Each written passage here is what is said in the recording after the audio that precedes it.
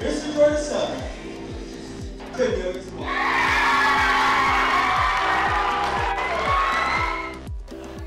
Pretty much, it was an overwhelming experience once it first happened because, like, I really felt as if we put a lot into this pageant, pretty much preparing, and I put a lot of creativity in this. My favorite part was the other contestants.